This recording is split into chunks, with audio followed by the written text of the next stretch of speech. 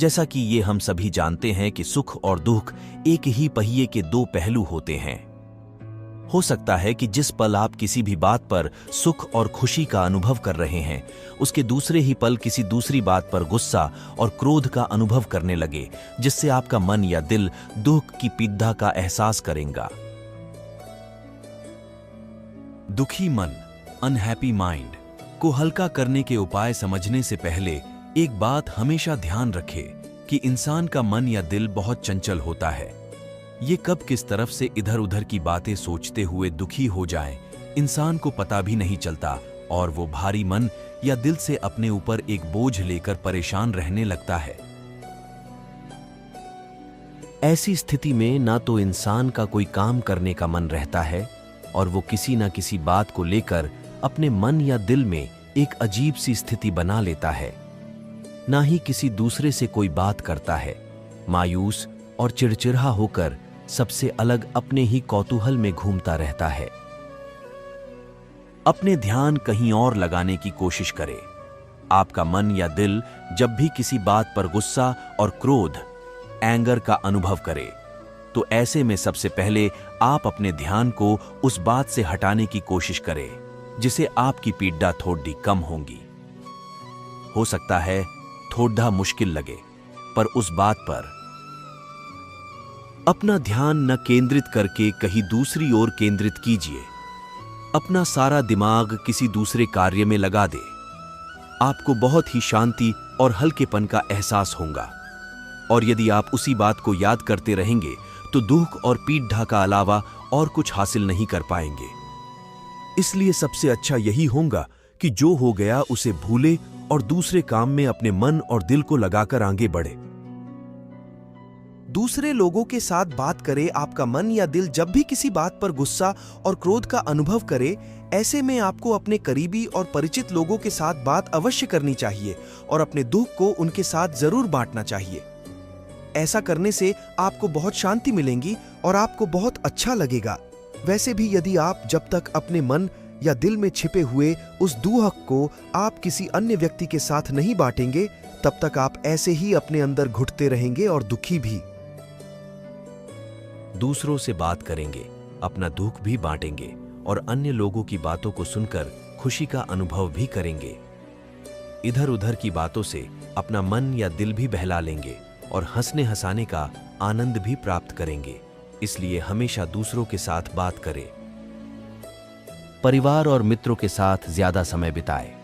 आपका मन या दिल जब भी किसी बात पर गुस्सा और क्रोध का अनुभव करे, ऐसे में आपको अपने परिवार के सदस्यों और अपने मित्रों के साथ ज्यादा समय बिताना चाहिए, जिससे कि उस समय आपके मन या दिल में जो भी गुस्सा, दुख का गुब्बार भर रहा हो, वो समय बीतने के साथ अपने आप बाहर निकल जाए और लोगों के साथ समय बीतने के साथ आपको भी अंदर से शांति का अनुभव होने लगे। यदि आपका मन या दिल अपने किसी परिवार के सदस्य या मित्र के कारण दुखी हुआ है, तो ये नहीं कि आप परिवार के बाकी सदस्य और अन्य मित्रों के साथ बिल्कुल समय बिताना छोड़ दे। ऐसा नहीं है कि यदि कोई एक व्यक्ति ने आपका मन या दिल दुखाया है तो सभी आपके साथ ऐसा करेंगे। ऐसा सोचना गलत होगा। जितना करीबी लोगों के साथ मिलकर समय बिताएंगे, आपको उतना ही खुशी का अनुभव होगा। नाफू, अपने अच्छे और खूबसूरत पलों और बातों को याद कीजिए। आपका मन या दिल जब भी किसी बात पर गुस्सा और क्रोध का अनुभव करे, ऐसे में आपको हमेशा उन पुराने, अच्छे और खूबसूरत पलों और बातों को याद कीजिए जिनसे आपको खुशी और सुख का अनुभव मिलता है। वो बातें और यादें जो आपको खुशी का एहसास कराए, आपको हंसी का आनंद दिलाए, उन्हें याद करें, महसूस करें। आपको मन और दिल से बहुत अच्छा लगेगा। मेडिटेशन और एक्सरसाइज कीजिए। विश्व भर में हुई ऐसे कई शोधों से ये मनोचिकित्सकों के द्वारा माना गया है कि जब भी आपका मन या दिल जब भी किसी बात पर गुस्सा और क्रोध का अनुभव करे, फीलिंग अनहैप्पी माइंड, ऐसे में कुछ देर के लिए आपको मेडिटेशन और एक्सरसाइज का सहारा लेना चाहिए, जिससे उस समय आपके अंदर चल रही दुख और क्रोध की भावना से आपका सारा ध्यान हट जाएगा और आपका मन या दिल भी एकाग्र का अनुभव करेगा। वाह! वैसे भी ये बात तो हम सैकड़ों और हजारों वर्षों से सुनते आए हैं कि मेडिटेशन और एक्सरसाइज करने से हमें आत्मबल और अपनी इच्छाओं को काबू करने की शक्ति मिलती है। हम अपनी भावनाओं को नियंत्रण कर पाते हैं और हमें मानसिक और सात्विक दोनों शक्तियों का भी अनुभव होता है। और अंत में ये सब बातें आपको एक पॉजिटिविटी की शक्ति देंगी जो क्रोध और दुख से आपको लड़ने और उबरने में सहायता करेंगी। भगवत गीता में भगवान श्री कृष्ण कहते हैं, मन का बेचैन होना उसका स्वभाव है। हमारे मन को लगता है कि अगर वह अलग अलग बातों के बारे में सोचता रहेगा तो हमें आने वाली हर मुश्किल और मुसीबत से बचा लेगा, पर ऐसा होता नहीं है। हम अपने जीवन का काफी अधिक समय सोच विचार करके परेशान होने में निकाल देते हैं। भगवान श्री कृष्ण कहते हैं कि मन का यह स्वभाव बदलना मुश्किल जरूर है, असंभव नहीं। अपनी भावनाओं को व्यक्त करें, वक्त निकालें और अपनी भावनाओं को लिखें, चित्र बनाएं या दूसरों के साथ बातचीत करें। अपनी मन की स्थिति को साझा करने से आपको राहत मिल सकती है और आपका दुख कम हो सकता है। दुख एक ऐसी भावना है जिससे हर कोई कभी न कभी जरूर गुजरता है। यह एक कठिन समय होता है, लेकिन यह याद रखना महत्वपूर्ण है कि आप या हम अकेले नहीं हैं। कई लोग हैं जो आपकी भावनाओं को समझते हैं और आपकी मदद करना चाहते हैं। जब हम दुखी महसूस करते हैं तो यह हमारे लिए मुश्किल होता है कि किस तरह से हम आगे बढ़ें और अपने जीवन को कैसे संवारें। इस तरह के समय में हमें प्रेरणा और प्रोत्साहन की आवश्यकता होती है। दुख एक ऐसा बादल है जो आकाश को ढक सकता है, लेकिन यह हमेशा के लिए नहीं रहता है। सुख सूरज हमेशा फिर से चमकेगा। कई वर्षों तक मुझे यह समझ नहीं आया कि दर्द और पीड़ा एक दूसरे से किस प्रकार भिन्न है। वे अविभाज्य रूप से एक साथ लिपटे हुए लग रहे थे और मैंने यह मान लिया कि एक दूसरे का अपरिहार्य परिणाम था। हालांकि जैसे जैसे मैं खुशी पैदा करने की अपनी क्षमता को समझने लगा हूं, मुझे अपने दुख की प्रकृति के बारे में कुछ दिलचस्प बात नजर आई। जैसे ही मैं अपने जीवन के दर्दनाक प्रसंगों पर विचार करता हूं, मुझे उन लोगों को खोने की याद आती है जो मेरे प्रिय थे। मुझे नौकरियों, आवास और अन्य अवसरों में अचानक हुए बदलाव याद।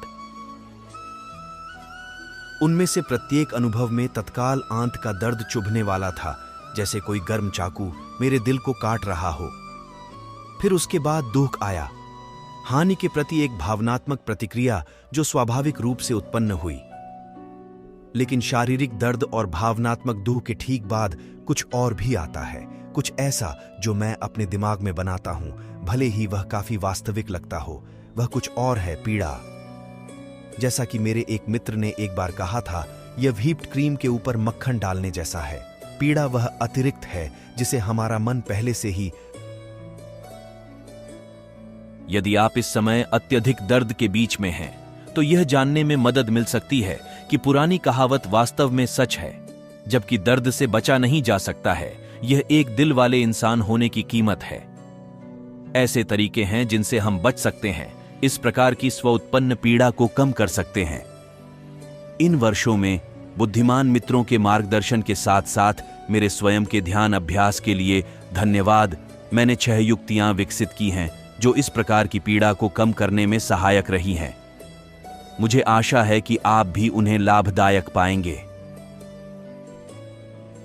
जब हम अपने आप से कहते हैं कि किसी रिश्ते का अंत हमारे शेष जीवन को बर्बाद कर देगा, या यह कि कोई और कभी नहीं समझ सकता कि हम क्या कर रहे हैं, या कि हमारे दुख से बाहर निकलने का कोई रास्ता नहीं है, तो हम अर्थ की परतें जोड़ रहे हैं, मूल भावना के भीतर मौजूद नहीं है। हमारे पास इनमें से किसी भी चीज को निश्चित रूप से जानने का कोई तरीका नहीं है। यह दुख का एक निश्चित स्रोत है। माइंडफुलनेस मेडिटेशन हमारे दिमाग की किसी कहानी को घुमाने की आदत से निपटने का एक बहुत ही प्रभावी तरीका हो सकता है। कठिन परिस्थितियों के बीच मैंने कभी कभी बहुत निराशाजनक तरीके से खुद से कहा, मेरा जीवन कभी भी पहले जैसा नहीं होगा।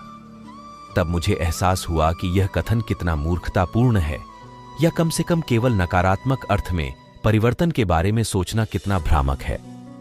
यह कथन कि हमारा जीवन कभी भी पहले जैसा नहीं रहेगा गलत नहीं है। वास्तव में यह हर क्षण सत्य है। परिवर्तन सदैव होता रहता है। कभी कभी परिवर्तन अच्छे के लिए होता है, कभी कभी यह दर्दनाक होता है, लेकिन हम कभी भी परिवर्तन के अंतिम परिणाम को नहीं जान सकते।